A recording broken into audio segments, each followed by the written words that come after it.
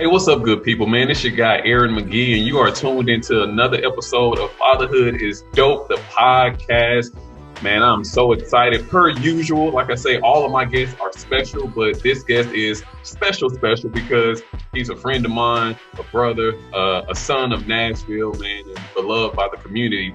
And most importantly, of course, he's a father. And today, ladies and gentlemen, I want you to help me welcome Courtney Hale. Courtney, what's good?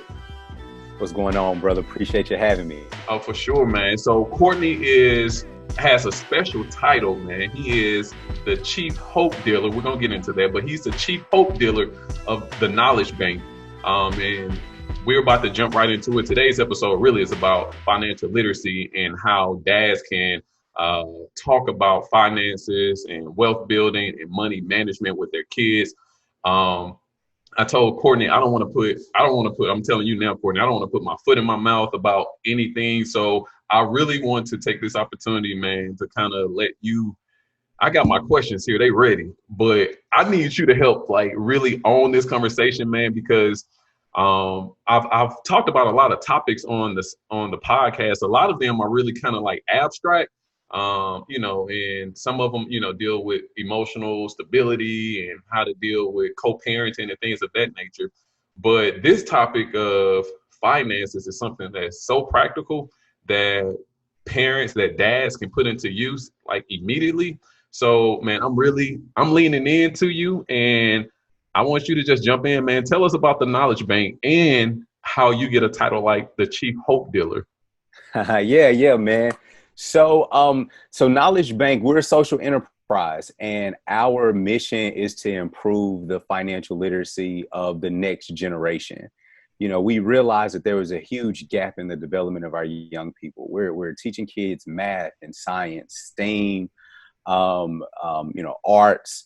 We're teaching good character, right? We're teaching job skills, but the thing that we're not teaching anywhere is how to be financially responsible and how to build wealth. I had a background in the financial services industry, and I had a pretty unique upbringing in terms of my family's relationship with money. Those things become like the motivation and the driving force behind me wanting to be a part of a solution. And, like anybody, when you have an idea, you probably went through the same thing with Fatherhood is Dope. You start talking to people like, hey, do you think people are interested in supporting this? Or you think kids will be interested in learning about this? You think I could get into some schools? And unanimously, every conversation that I had, people were like, yo, do it.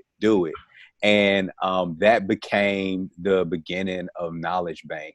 In terms of the Chief Hope Dealer title, one of the things that I encourage, fathers, parents, teachers, grandparents, anybody in the community, don't overthink the money conversation. We call it the money talk. Don't overthink the money talk, because it is a practical thing. But ultimately, our motivation and the importance of financial education is that it inspires hope.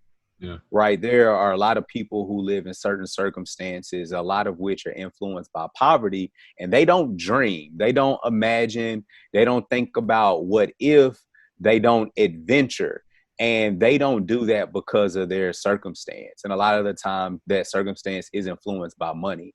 And so if we can start teaching financial education, not from a perspective of, oh, you need to do this so you can have good credit, or you need to save, $100,000. Like, no, we don't teach finance for those reasons. We're emotional creatures. We're spirits, right? And we're driven by the desires of our heart. And so we teach personal finance from a place of it inspires hope for you to be able to utilize your most unique talents, your creativity, your gifts, your desire to create social change. Yeah. We say, hey, learn about this so you can do those things that are most important to you. And that's where the Chief Hope Dealer came from. Man, that's super dope. I've known that title. I've known that you've had that title ever since I've known about Knowledge Bank. But I didn't understand it outside of it being just super cool. It's relevant. It's modern. And it's new age, right? But to hear that, I'm actually inspired, especially when you make that connection to the financial piece of us being, or emotional beings, and we deal with our money from an emotional perspective, not always logical.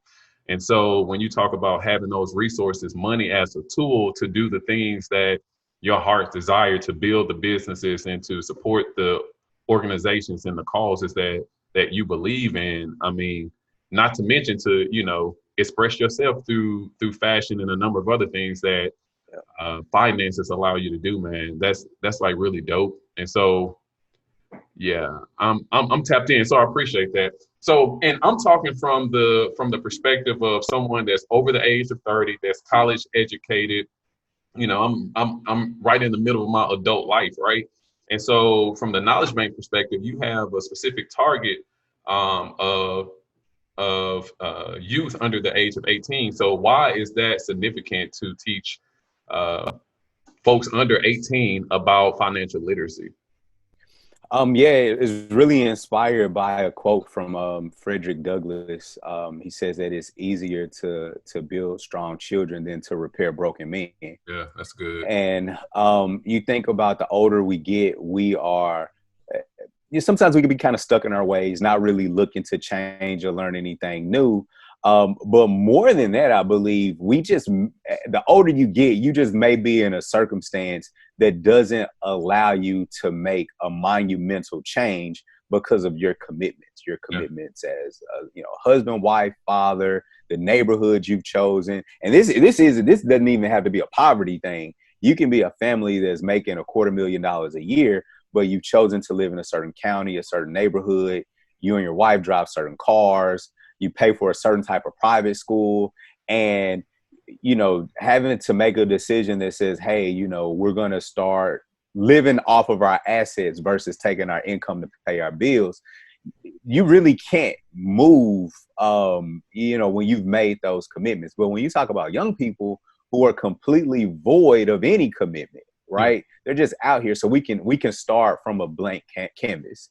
And then I also believe that financial literacy is a tool that can be used to support achievement in some other subjects. So, it's widely known that kids that live in traditionally economic disadvantaged neighborhoods, they struggle in certain subjects. And I believe one of the reasons why is because they're taught things they're taught things in a way that don't have immediate benefit. If my family's not eating at home or I'm taking care of younger siblings, I could care less about a hypotenuse. Right. If you can tell me how I can flip a bag of chips or something like that, that's something I can work with. Yeah. And so I feel like financial literacy can be used to supplement achievement in math, in literature, and some other topics in school. And so it just made sense for us to concentrate on that under 18 demographic. Yeah, that's pretty sweet, man.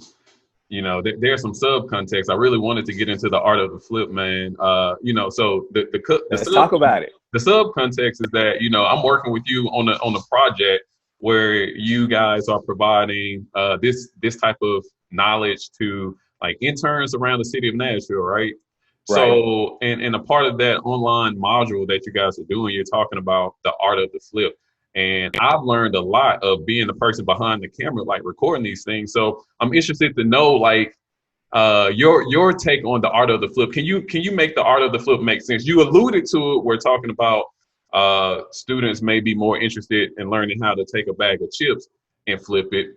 Okay, high level view, but let's dive in a little deeper into the art of the flip and how that concept resonates with youth under 17. Yeah. So the art of the flip concept was created by Marcus Williams, founder of 25 Options, and we've come together to expand on the model and deliver it virtually. It's been one of the most fun programs that we've put together because, like I said before, this is a concept that can be executed regardless of your age. And the idea is based around ideology of being a consumer versus an investor, and then identifying opportunities that allow you to wear the hat of the investor more than the hat of the consumer. We're all consumers. We all have to buy things to live.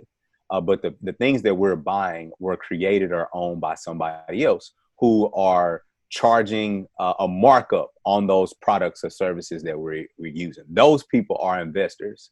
And what we try to teach young people is, yeah, we're going to all wear the hat of the consumer, but the sooner that you can start wearing the hat of the investor more often, it'll benefit you financially. And so we're trying to teach people to become, I think you heard the motto is don't just get flipped, start flipping. Yeah. So we're giving young people the tools so they can start flipping as well. Okay, so I'm gonna be honest, man, because a big part of your target audience deals with youth, right? But as someone, I'm consuming the knowledge, the information, and I think it is relevant to note that you guys have been able to take these high level concepts and break it down to the third grader level, or for a high school or elementary school student, and some even younger to understand. And so I just want to throw that tidbit out that from an adult perspective, man, this is for those people who are adults who are still trying to figure out how to break into this space of wealth building, understanding the three fundamental tools that you need to build wealth, which is owning your own business, real estate, and investments. Hold on, real estate? I've been listening, so. Yeah. I think you got it. Did I get it? You got it. Okay, I got it. Right. So, you take those three components and a lot of times, you got people that's deep into their 40s who making a good income, living a good life, but hadn't started to accumulate wealth or think about their retirement plan or what, how they're going to make their money work for them, opposed to them always working for their money. And so I just want to say, man, and kind of just endorse the fact that this content is relevant beyond 17, 18-year-olds and elementary school students. Yeah, man, it is. And because of that, we don't exclusively concentrate on youth. That's just kind of the thing that we've done the best. And that is the most work that we do. Yeah. But we've done some other things for adults. We, man, oddly enough, man, we have a whole series of videos that were actually designed for adults and for a unique audience. And I've never marketed the program, man. I've never published any other videos or anything. And so, and it's to serve as like that foundation. What's the holdup? Because you got dads. Honestly, it's dads. We're in this like twofold situation where we want to do what's right for us, and then we want to do what's right by our kids. And so, I'm like, what's the holdup? Yeah. So when you are, in a startup phase or a small business, it can be damaging to do too much at once. Okay. And we actually produced that series before we rolled out the Super Money Kid Banks. Mm-hmm. And so these things were kind of like in play at the same time. And when we were getting ready to start doing the business development around these adult programs, the banks hit, we launched the pre-sale, and immediately they were like huge. And so I made the decision to put more focus on the banks. Okay. And then I was like, at some point we're gonna have to come back to this other series. And some of that's happening now through some other partnerships. But yeah, and another part is just having the team to make it happen.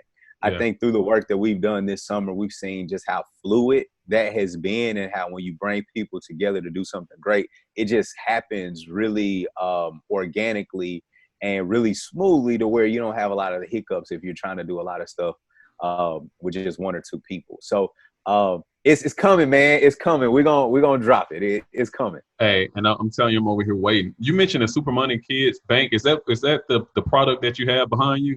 Yep. That's the bank. Yeah. Okay, so how does that? I don't want to mess up your setup, man, but how does the bank work? No, man, I put it right there intentionally. I figured we'd get to it. So, for any dad that's looking to start the money talk with their kids, we say basically when kids are old enough to sing Baby Shark all the way up to them, going to college or whatever, The banks are an appropriate resource. And so this is literally a bank. Like they put money in it, and then the money that they deposit into their banks, they get to make a decision on what they want to do with the money. So if they want to save it, spend it, or share it, we have some things on the inside where they can start keeping up with like how much money is in there. So they get to exercise some of those math skills, but it empowers them to have a relationship with their money versus adults that find themselves in a place to where either they overspend or there's no connection, or they're just scared to spend and they just accumulate a lot of money, not because they're a great saver, but just because they're afraid. This fear-based, right?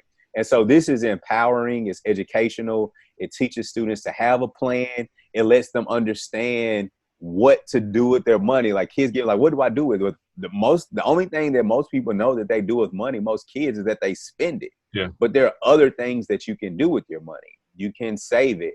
And that save conversation can be used as a first step to start talking about investing or flipping or whatever the context is for the conversation. But you can also share. And so people say, well, share, like, well, who should they share with? Well, first, sharing is a concept that I think all dads are trying to teach their kids, right? In some capacity. We not only share our toys, but we can share our time and we can share our money. An easy way to put that in context for kids is that when we go to church, we have offering. Don't just put your tithe in the envelope and, your kids sitting there and they're not participating in that at all. Yeah. Like give them the opportunity to earn money that they can then put into church as well, or whatever, whatever. Everybody may not tithe, whatever you give money to. It could be to another a nonprofit organization. It could be buying a contributor from a man or woman on the side of the street. It can be buying a birthday gift for a friend or family. That is also sharing. We have all of these situations to where we can teach kids various money concepts. We just have to know when they present themselves. And the banks help us as the parent and then as the kid be more aware of those opportunities that come up. Man, I'm thinking about my relationship with money as a kid. Like, so here's a rundown of my relationship with money. I would get, as early as kindergarten, I would be able to go over my grandparents' house. They lived up the street from us before I went to school. And every morning my granddad would give me like 50 cents. And immediately the 50 cent never even made it to school because it was getting spent at the corner store where we waited on the bus stop. So my intro to money was getting it and spending it. And then I remember being around between 7 and 8, and my parents started me on an allowance. I remember the first time I got called to the living room and they told me that they wanted me to clean up or what my chore list that I was going to have to do in order to receive like this payment. I even feel like my mom was trying to be super official and she like wrote me a check. I don't know how I got the money from that check, but I know she wrote me a check. And then from there, they would give me, the little envelopes that you get from the bank, and it would have like $15 or $20 in it.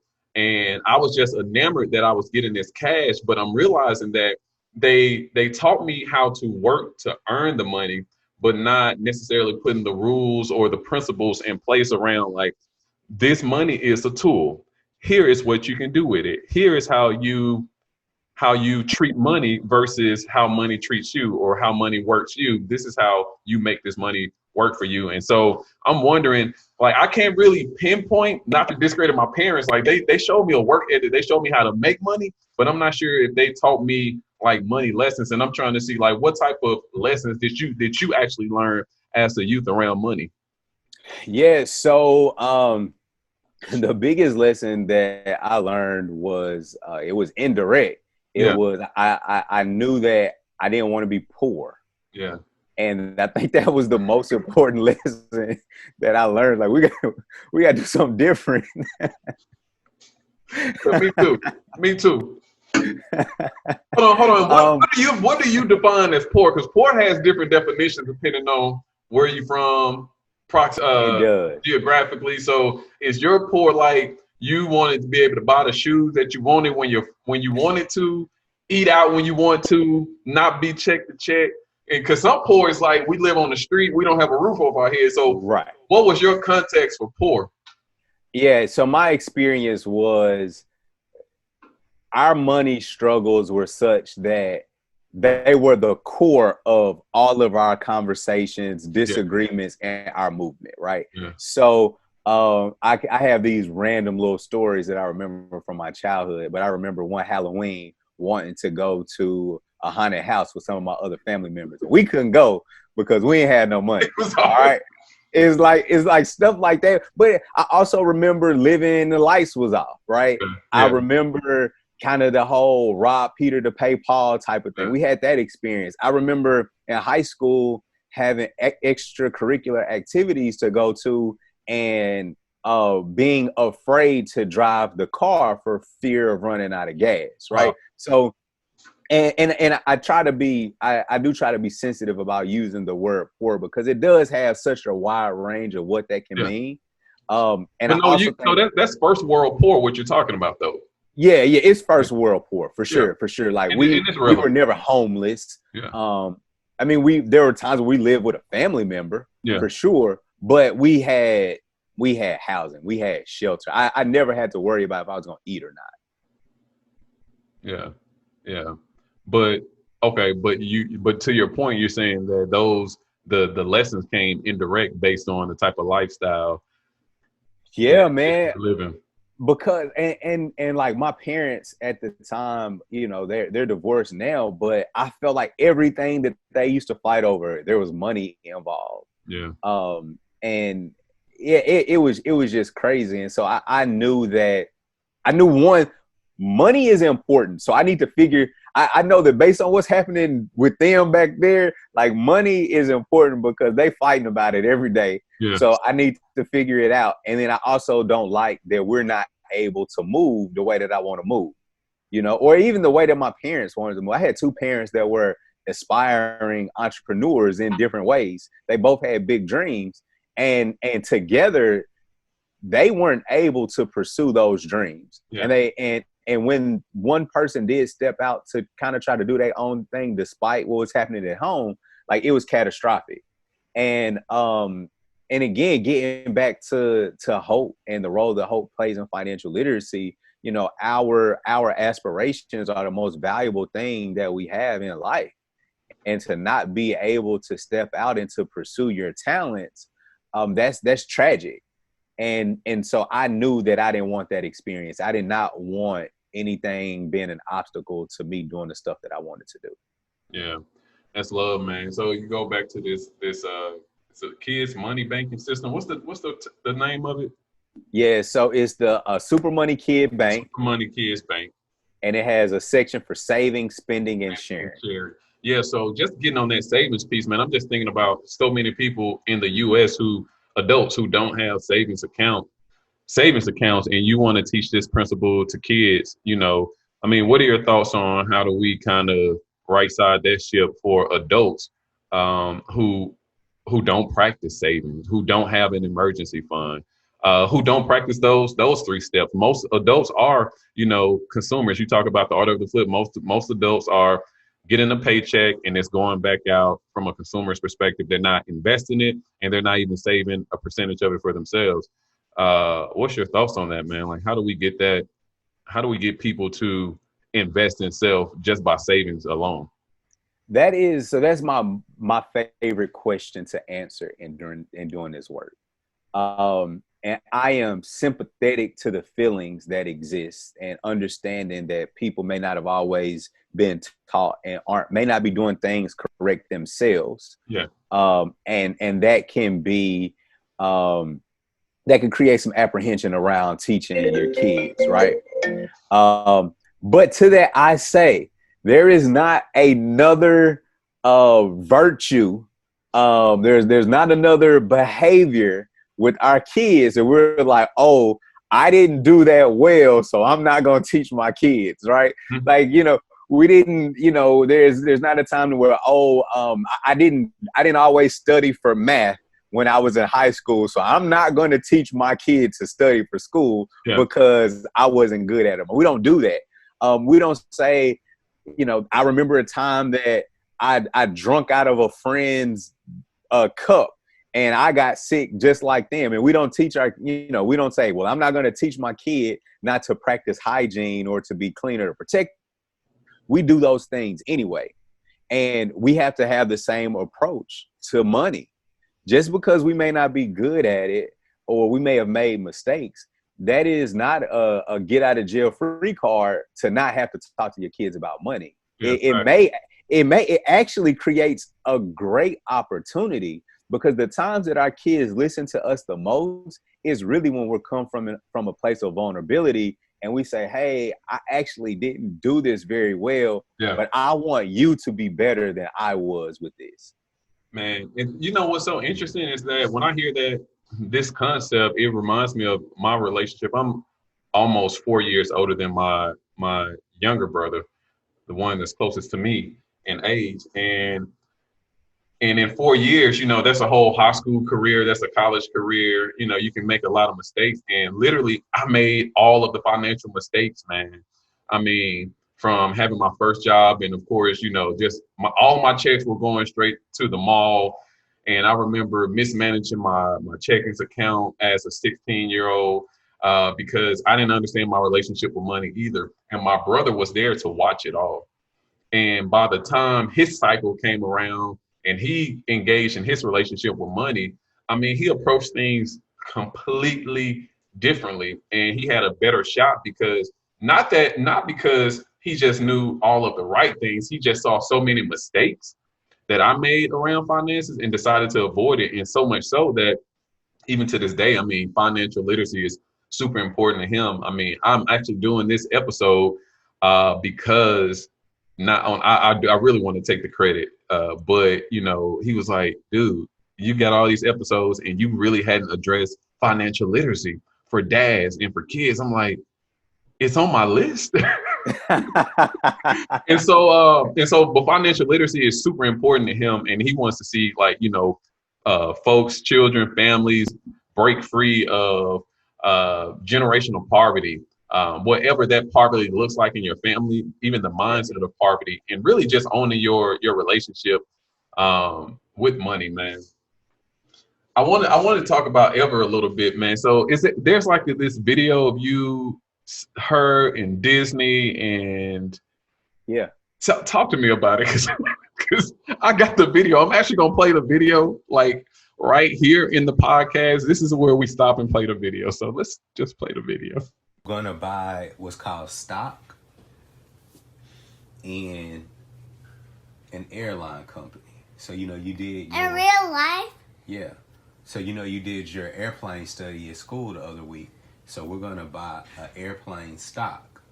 And so when we buy an airplane stock, it's like having ownership. So you have your lemonade stand and your hot chocolate stand. Who owns that? Me. Yep. You and who else? You and your friends.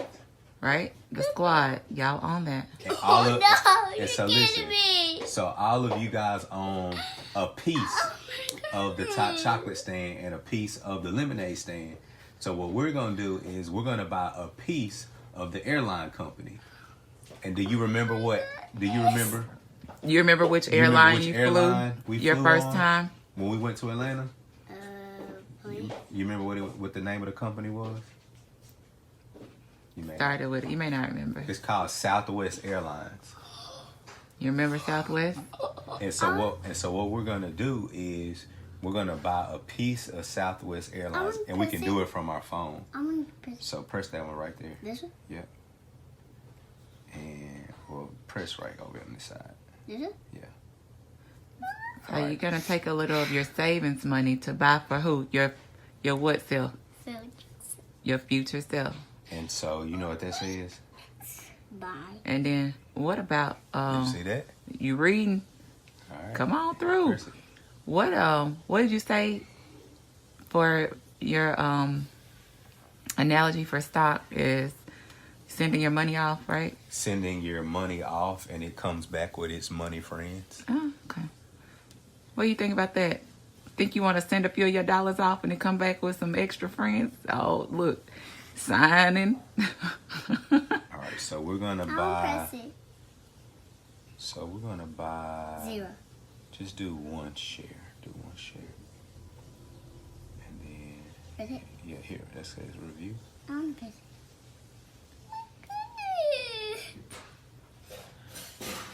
All right, so after seeing that, man, like, so what's the approach of dealing with your daughter with stocks, with savings? Like, I know that you go through the money banking system with her, but like is she over finances yet? Does she have a love for it? Does she understand it? You know, as how old is Ever? She's 5. As a 5-year old, like, what type of comprehension does she have, and like, is the product working on her? Yeah, yes. So this is actually a really funny story, and I'm glad that things are this way, because I think a lot of the times when you're perceived as an expert in something, you think that everybody in the house just naturally grasps the concept and does everything perfectly, right? Like, yeah, of course, she knows about her dad is the knowledge bank dude, Yeah. but actually, she doesn't. I mean, when it comes to the money thing, we talk about it more for sure than most families, but she does get to a place where she's like, yeah, I've had enough, and I don't want to do any more videos, and I don't want to talk about it anymore. And so that's a real thing. But even in that, in her frustration or her getting tired of me having, us talking about it, doing things with the banks, I'm realizing that she's learning. So here's a funny story. We have in various incentive programs that we do in our house to support positive behaviors. Mm-hmm. And there was one particular day where I was trying to get her to do. It probably has something to do with me keeping her off of YouTube, because that's normally a constant battle in our household. That's every household. Yeah. Everybody with a kid under 10 who knows how to work an iPad, that's the issue. Yes. And so this day I said, okay, so this is what I'm and one of the things that she's learned is how to make deals, and which is a skill that we should also work to teach our kids, because it's problem solving. Absolutely, it builds confidence. And that she is a pro at. And I'm not sure, I don't even think that has anything to do with me. I think she got it naturally, to be honest, from her mom. Yeah. But so I sent her a proposition. I said, hey, I'll pay you whatever to not do the YouTube and to do the other thing. And so she sat back and she thought about it, and she said, I'm going to decline your offer. Wow. Come on, because I can actually earn my own money through my Tot Squad, my lemonade stand, or selling some of my stuff at a garage sale. So I would rather earn my own money and go ahead and do what I want to do right now. And what could I say? Because I lost, but I won at the same time. Yeah, I lost and won. And so in her frustration, in her getting tired of me talking about it, she's learning subconsciously. Yeah. That's love, man. From a 5-year-old, man. Yo, so first of all, I'm kind of embarrassed that I don't have one of those banking systems already, because you said at the top of this conversation that if they can get into Baby Shark, if they know Baby Shark, and my daughter, she's kind of like that. She's a chief negotiator. I just made her a chief. Yeah, she a chief negotiator too. Yeah. A chief negotiator too, man. And so I'm definitely like, yeah, just let me know. As a matter of fact, we should be getting to that in a second. Yeah, but let us know how we can access knowledge banks, tools, resources, the banking system, the whole nine. Yep, knowledgebank.money/supermoneykids. And that site works. That's where you actually can purchase the banks. Let me give you another site, supermoneykids.co. Supermoneykids.co. You can order the banks. We even have we put that site up at the time we started social distancing. Yeah. We provided some free resources to families that they can use to start, because when this whole thing started, kids were still in school. Yeah. And parents were just trying to figure out what to do. And so we made available some of the free resources that we've used in our workshops to parents. And so you can actually request access to that folder through supermoneykids.co. And you can order the banks through that site as well. And then all social media, Knowledge Bank Nashville, and anything you want to know, tips, motivation, inspiration, a lot of videos with Ever and I, all that stuff you can find there. Yeah, man. Before I let you go, I just want to know, putting you on the spot here, but just as a dad, man, like what's that tip that you can trade off to another dad in terms of he himself being comfortable around money management and breaking the myth or the barrier with introducing his kids to money? I know we've covered a lot, but if it was like that one golden rule or that nugget that you always keep in your pocket, how does that look? Yeah, as a dad, I mean, all dads recognize their role to be protector and provider. You cannot be protector and provider and not make good financial decisions for your family. Man. And yeah. And somebody gonna feel that. Let's just hold on. Yeah. Let him breathe 1 second. Okay. Go ahead. Yeah. I mean, you can't be provider and protector and not make good financial decisions. And so then it becomes, well, what is a good financial decision? What does that mean? And that is, ensuring that you're saving to become an investor, not saving for the sake of saving. Like people like, oh, people don't save money. People don't save money. Nobody in this country very few people in this country have become wealthy by saving alone. Yeah. All right. It's through investing and ownership. Again, getting back to those principles of the art of the flip. Yeah. It's through saving and investing and ownership that we become wealthy. Yeah. And you can preserve your future for your family through those things. And start talking about money at home. It can be once a week, once every other week. We can be a resource for helping dads figure out how to do that. That's what the banks are for. I mean, the banks they're not just places for the money to go, but there are definitions on the banks and terms. And we have, we provide like little exercises and games that you can do with the banks as well. A lot of that's provided through the website that I gave you, supermoneykids.co, yep, and through social media, but you learn the terminology. And so we make it an easy process. But to be provider and protector, you got to be talking about money and making good financial decisions. Man, to preserve the legacy of your family. I'm paraphrasing, but I got that preserve your family piece right, man. But when I hear you say that, it's really about legacy. And I mean, that's biblical, man. So I appreciate that. That's high. All right. So, man, what's next for Knowledge Bank? So we still in the pandemic. I know you have, I'm not going to answer the question for you. What's next for Knowledge Bank? Man, we are converting a lot of our new program to be offered virtually. Yeah. So really excited about the end of the summer, the beginning of the school year is going to be on delivering the same great programming virtually. And for us, we're going to be doing it through at least the end of the year.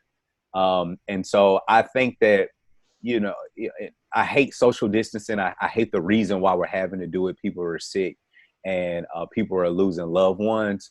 From an educational perspective and school districts and organizations having to do things more virtually, it's working to our strengths, yeah, and being able to just leverage our creativity and leverage our size to change the future of the next generation. So that's our focus right now. That's love, man. Well, you heard it here from the Chief Hope Dealer himself, Courtney Hale, Knowledge Bank. Ladies and gentlemen, man, show them some love. I always do this like I got a live audience with me, man. One day I'm actually gonna throw in some the little applause, the background, the sound effects, yeah. Sound effects. But I'm imagining that you are watching on YouTube and showing love, and that you're listening on Apple Podcasts, on Spotify, on Google, on Stitcher, and everywhere that this podcast is found, and you're showing love. We are at the end of this conversation, so I want you to do that thing that you do when you see something that you like. You subscribe to it, you download it, you screenshot it, and send it to your friend and tell them to check it out. So do all of that. I want you to show the podcast love. For those of y'all who've been rocking with us since day one, man, we really appreciate it. We're going to keep this thing going, continue to bring you hot, dynamic conversations from dads who are doing our part every day. Fatherhood is dope, y'all. It's been so real. I appreciate you. It's your guy, Aaron. Courtney Hale. Y'all tap into it. Follow the Dope the podcast. Peace. Appreciate you having me. Appreciate you, Courtney.